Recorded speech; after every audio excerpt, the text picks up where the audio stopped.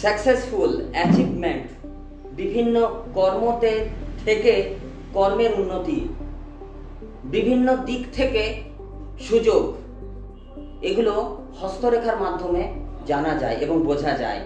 আপনারা হয়তো জানেন, হাতের শিরোরেখা এবং হৃদয় রেখার মাঝে যদি ক্রস চিহ্ন থাকে, কিছু কিছু মানুষের কিন্তু ভুল ধারণা রয়েছে।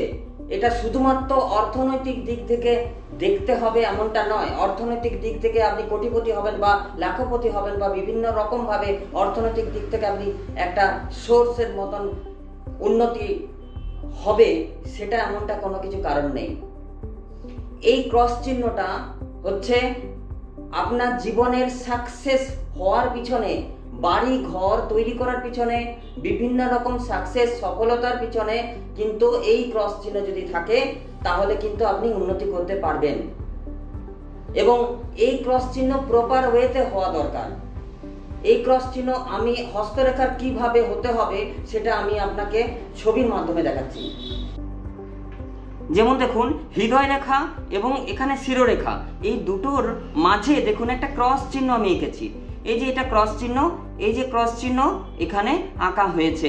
কিন্তু প্রপার এই ক্রস চিহ্ন থাকলেই কিন্তু আপনার জীবনে শুধুমাত্র অর্থনৈতিক দিক নয়, আপনার জীবনের যে ইচ্ছা, আপনার জীবনের যে লক্ষ্য, আপনার জীবনের যে চাহিদা, আপনার জীবনে যে অ্যাচিভমেন্ট, আপনার জীবনে যে সাকসেস, সেগুলো সমস্ত কিছু কিন্তু এগুলোর মাধ্যমে বোঝাবে।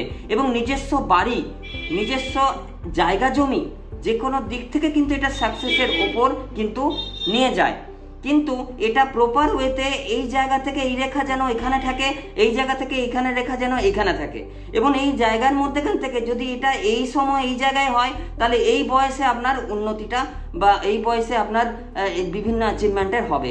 এটা কিন্তু বয়স অনুপাতেও হয়। এটা যদি আরও কাছে থাকে তাহলে এই জায়গা থেকে হবে।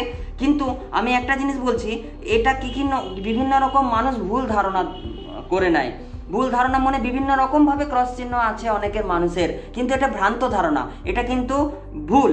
যেমন ধরুন, এখান থেকে ক্রস চিহ্নটা এইভাবে ঠেকে এই ধারে বেরিয়ে এই ধারে চলে গেছে, এবং এখান থেকে এইভাবে চলে গেছে, এটা কিন্তু ক্রস চিহ্ন হয়নি।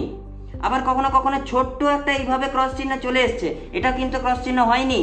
আবার কখনো কখনো এই ধারে একটা বড়, এখানে একটু কেটে পড়ে এইভাবে চলে গেছে, এটাও কিন্তু ক্রস চিহ্ন হয়নি।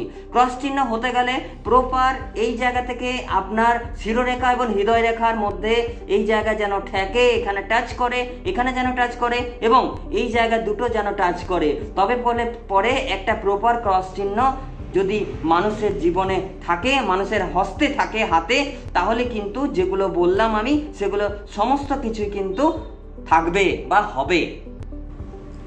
তো এই ছিল আজকের ক্রস চিহ্ন সঠিকভাবে দেখা এবং সঠিকভাবে জানার উপায়। আপনি সঠিকভাবে দেখুন এই ক্রস চিহ্ন আপনার কিভাবে রয়েছে, এবং তাহলেই আপনি সিদ্ধান্ত নিন যে আপনার যেগুলো বললাম সেগুলো থাকবে এবং সফলতাও আসবে।